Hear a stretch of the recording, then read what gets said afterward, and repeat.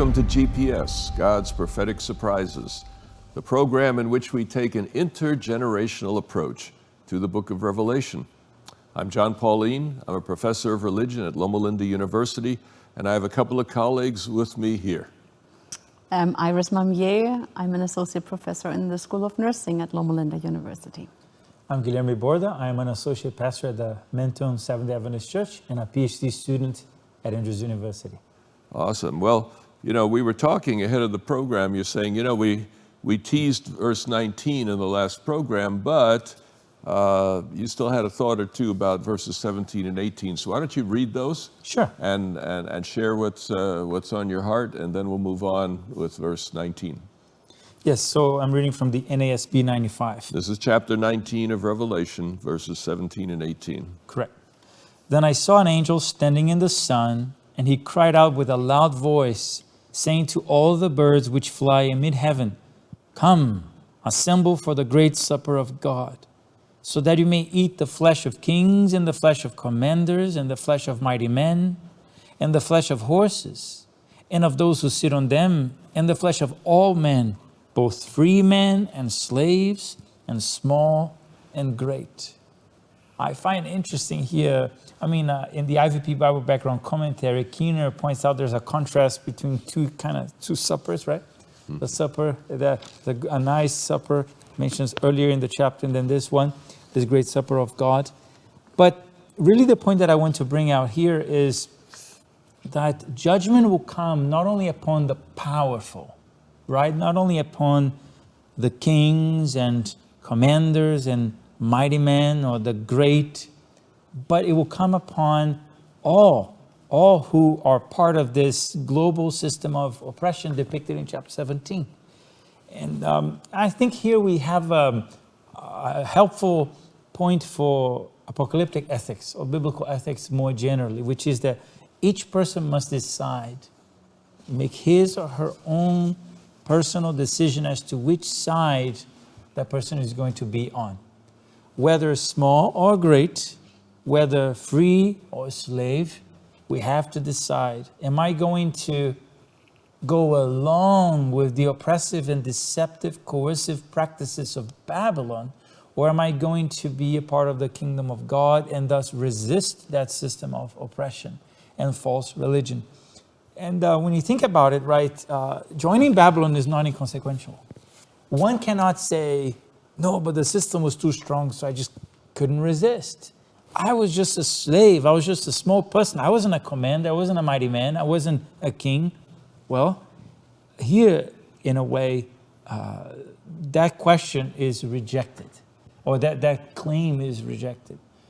There is a moral accountability here, eschatological moral accountability, regardless of one's status in the social sphere. And, we may think about, for example, context of war, where soldiers sometimes are given immoral commands by their superiors. From a biblical perspective, each person has to decide, am I going to do what is right or what is wrong in that situation? And in the book of Revelation, we have an example of Jesus that he conquered by dying. Right? He's the Lion of the tribe of Judah. But he conquered as a lamb that was slain. And we should rather die than sin against fellow human beings. Mm-hmm. All right. Thank you for that. Any thoughts, Iris, on this issue of equality of judgment, I guess you could say? To me, it sets the stage for what is about to come with the millennium, because I think each life raises questions, did I have a fair chance? Mm-hmm. And can I hide between circumstances, that prevented me from seeing the truth? And again, I think God is in a position where he will have to give an account, an exposition of the truth, of all the ways in which he has wooed someone to embrace truth and to reject deception. But I think the deception is very real here, and it is obviously a very visual, repulsive picture. This whole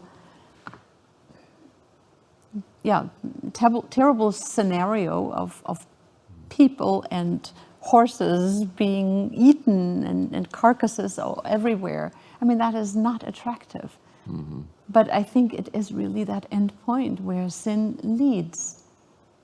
Sin is kind of self-destructive in the end, and not the direction we want to go. And some of these images are particularly gruesome, I think, to get the attention of readers who are not yet there at that point in history, to get their attention and say, the outcome of this path that I may be considering is not a good one.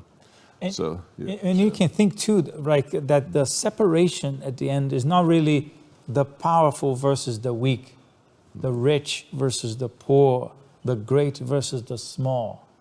It is those with the mark of the beast, whether small or great, whether free or slave, whether rich or poor, whether powerful or not, versus those with the seal of God.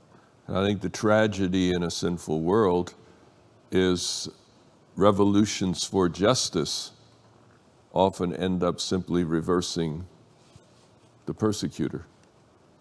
Sadly enough, when the person who's oppressed, when they're on top, don't put two and two together and say, I better treat the victims a little more carefully this time. So sin distorts, it blinds us to what is going on.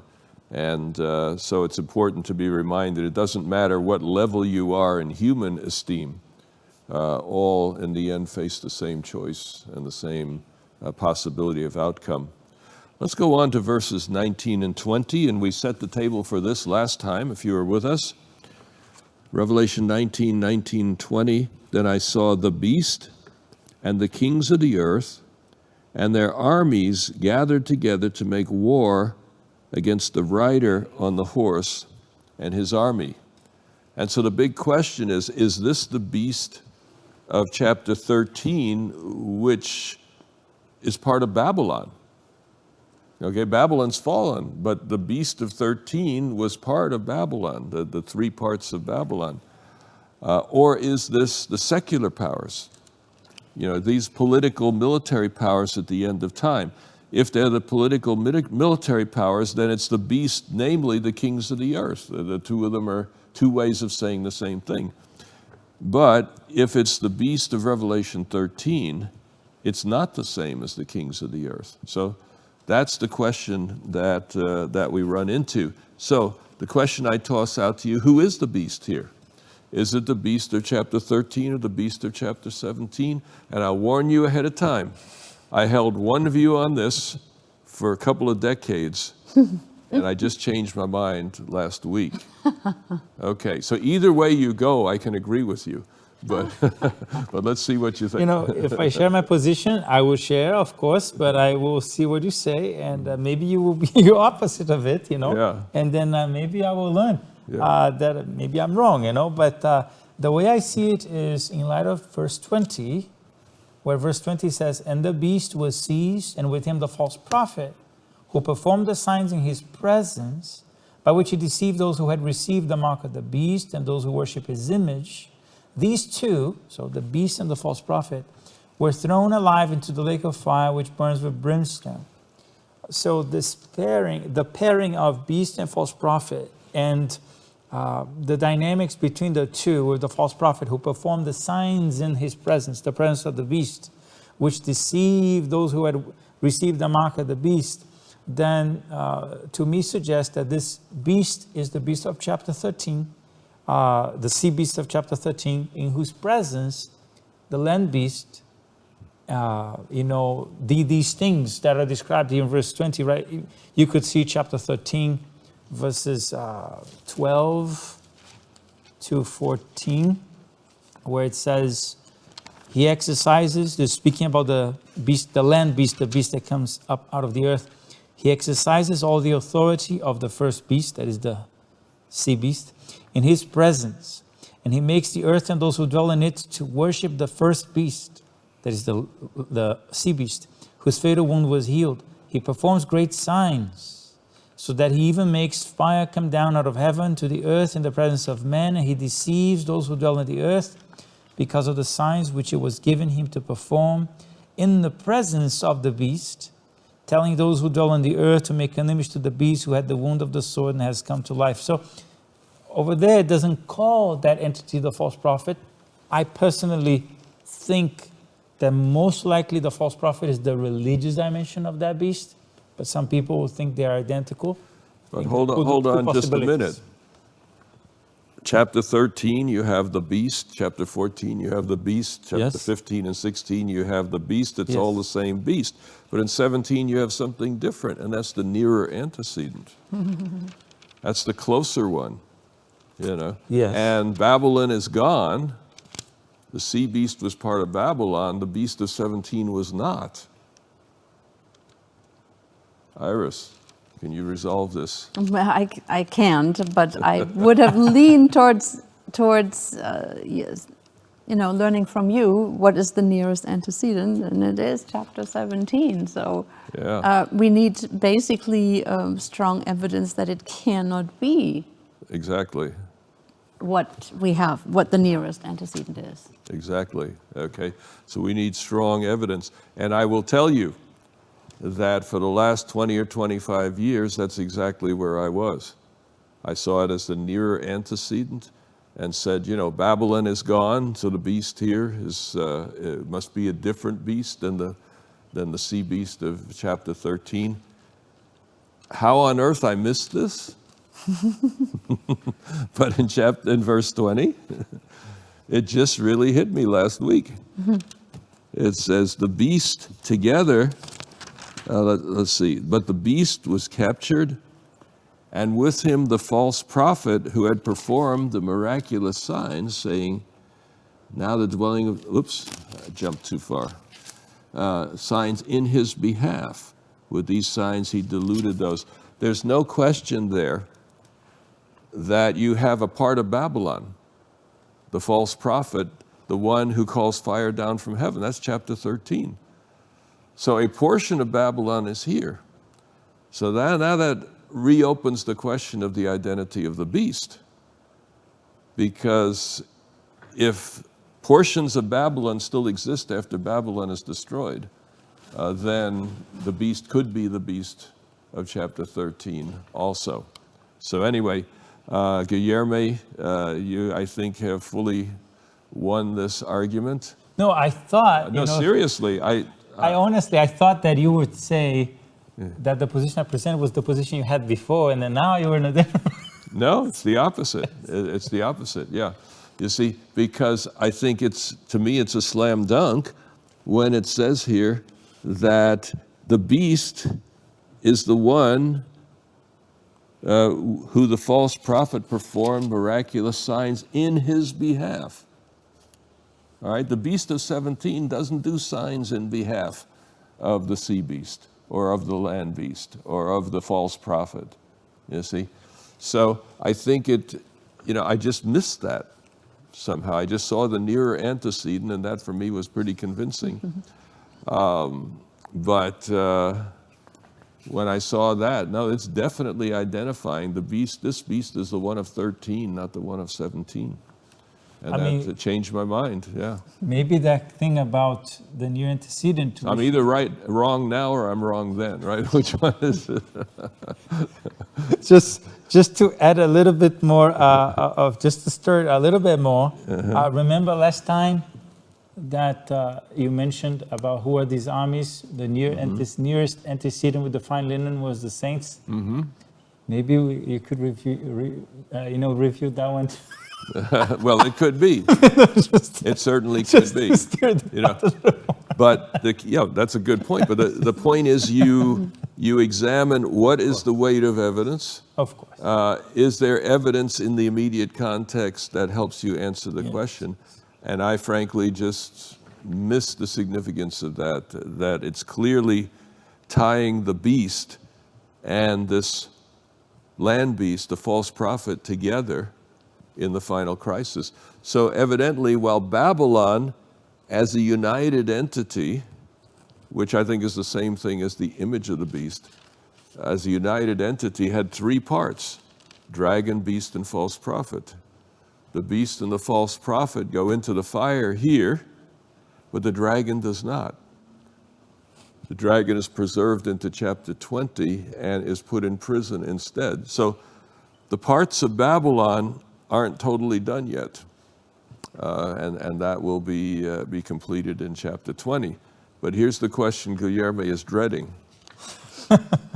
Is there one lake of fire or two?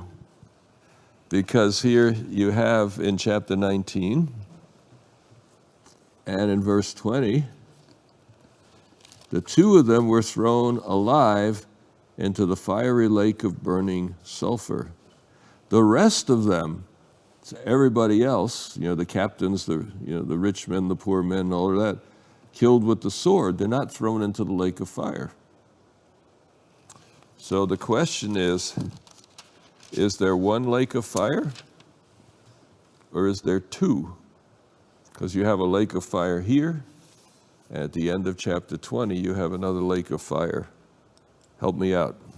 Because this is the very first time that the word lake, the Greek word limne, occurs in the chapter, in the book, sorry. And then all of the other occurrences, all of the other, this is the first, this is the first of 6 times that word appears. And all of the other 5 times, it's clearly in the context after the millennium.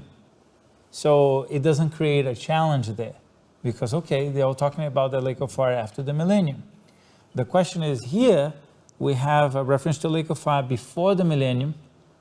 So then it creates the question, is it the same lake of fire? Is it burning through the millennium? Is it reignited after the millennium? Is it a different lake of fire? It creates these possibilities, right? But to me, really, something that we have to wrestle with to understand it, and I'm not saying that I'm going to bring the answer now, I'm just saying something that we have to bring into the consideration is chapter 20, verse 10, which is the very next time that we have a reference to lake of fire. And then here it is in that context after the millennium, where you have, then it says, and the devil who deceived them was thrown into the lake of fire and brimstone. And now this is how my version has it, where the beast and the false prophet are also, and they will be tormented day and night forever and ever. Now, in the Greek, you don't have all those words. I have to open it here. But I think it has something, it doesn't have the verb to be here. This are is not there. So you have to supply it in English. So in the Seventh-day Adventist Bible Commentary, I think they suggest supplying the words were cast. So where the beast and the false prophet were cast also. Because the question is, are they still there after the millennium? Those entities, and what does it mean that those entities are in the lake of fire? It depends on what level you're talking about. Is it meaning that these entities are destroyed? Is it talking about the individuals that comprise those entities? As far as we understand, the individuals that have the mark of the beast, they are all fully destroyed, all killed at the time there of the second coming, later to be resurrected to the final, second death, or the final destruction later. And so it could be that at a level of symbol, it could seem that is, and this really, I'm being very tentative. So, please, viewers, be patient with me. Kind of how do you understand this fact that where the beast and the false prophet also, right? Is it that they were also cast there? Are they still there? Is it just in the sense of, in a very symbolic way, that these entities, they can't Are the rise beast again, and the false prophet people? At what level you're talking about them in this destruction, right? Because clearly it takes people to do what they do. Just as you have, for example, the 3 angels' messages, represented by heavenly angels, but they're proclaimed by human beings empowered by God. It will have, of course, demons work through these systems, these evil systems, but people enact those things. So it can be a challenging thing. I was trying to look at different commentators. I maybe need to check more commentaries on this. It seems that some people don't really touch this question much. Others try to wrestle with it, but maybe don't address particularly the question that you're bringing. Let me ask Iris, what have you done with this? I mean, it's probably not the first time you've heard that there's two lakes of fire, and they're separated by 1,000 years, apparently. What would you do with that? Well, my thinking is sort of simplistic. I think the whole lake of fire is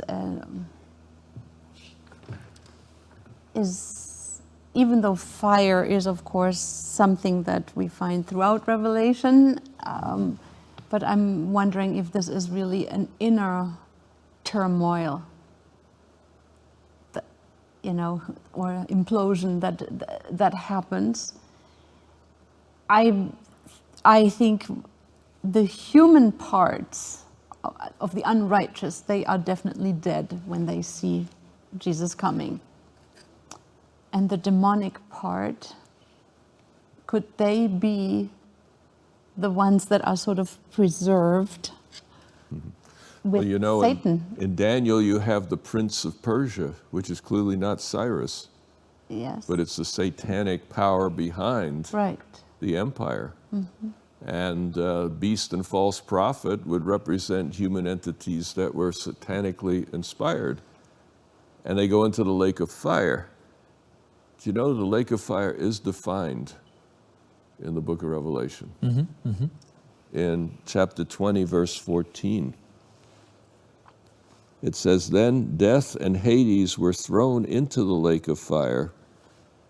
The lake of fire is the second death." Interesting. Now that sounds like a symbol explained by something straightforward. Yeah. That the lake of fire is extinction. The lake of fire is death and total oblivion. Like Sodom and Gomorrah. Yeah. Maybe by fire, literal fire, or maybe simply, as you say, self-destruction, disintegration, etc. We're going to come back to that. As I said to my colleagues as we were preparing for this, I said chapter 20 has got plenty of minefields in it, and we're going to have trouble getting through that in just a handful of programs, I think. And of course we will come back to that later. I mean, this is only the first time that the expression is mentioned. It will come another 5 times, reference to a lake, or at least, the word lake shows up another 5 times. The one thing that I would suggest is, however we interpret the symbol, I think it's important for us to also try to make sense of it in the level of the symbolic narrative. You see what I'm saying? So whatever you do with the symbol, and I understand some people will find different interpretations in that. What did John see? Like, what was at the level of the symbolic story? You see? Was there only one lake or 2 lakes? Is this lake burning through the 1,000 years? Is this stops and then is reignited? You see, there's just different options that you have to, if you're trying to figure out the visionary story, right? Because in Revelation, and who is it that brings this? I forgot. But there's an author, I'm not sure, I forgot. Maybe Fiorenza, that talked about the impact of the symbol, and De Silva also talks about that, but that we don't want to simply kind of go to the interpretation quickly, kind of leave the symbol behind. The symbolic plays a very important role in the book, right? De Silva talks about in his book, Seeing Things John's Way, about how it molds or shapes, influences even our emotions, our reactions to these entities, that maybe they might be otherwise if we were to see these powers as what they appear to be, rather than these ugly, terrible beasts that they're presented as, right? So I think the symbolic level is important that we also try to understand. Just a little piece of interesting evidence. Fire in Revelation generally seems to be a symbol of the weapons of the unrighteous. For example, in chapter 9, the sixth trumpet, it is fire that kills people. And this isn't God's fire. This is enemy fire. In 13, the fire from heaven is not a literal fire, it's a deceptive fire. But it's again wielded by the enemy. In 16:8, the sun scorches people with fire. I think that's probably clearly metaphorical. The sun doesn't, the flames of the sun don't reach the earth, or at least not that we've ever noticed. And then prostitute Babylon is burned with fire, but not by God, by her colleagues. So fire seems to represent the weapons of those who oppose God and who end up often fighting each other. So lake of fire is an interesting thing, but I would go with the definition when it says the lake of fire is the second death. So the lake of fire, maybe fire can mean different things as it seems to in Revelation, but the lake of fire would seem to be a metaphorical concept for the extinction of some elements of God's creation. Anyway, let's move on to verse 21, see if we can finish chapter 19. And that is, it says there that the remnant of them were killed with the sword that came out of the mouth of the lion. What is this remnant? We have maybe 30 seconds. What is this remnant? I thought the remnant was the people of God. These are as my version says, the rest, or the other ones, right, that were not killed yet. They were not destroyed yet, The other ones, they're killed with a sword which came from the mouth of him who sat on the throne. So it's interesting, not everybody's punished with the lake of fire then, before the millennium, but after the millennium then. So these folk in 19 are not thrown in the lake of fire. They do go in after the millennium. And we discover why in chapter 20. So anyway, one of the big surprises from my own study of Revelation is to discover that the word remnant is not once but 6 times. And 3 times it represents positive entities, 3 times negative, and this is one of the negative. So as the title of the program indicates, the book of Revelation is full of God's prophetic surprises. See you again next time.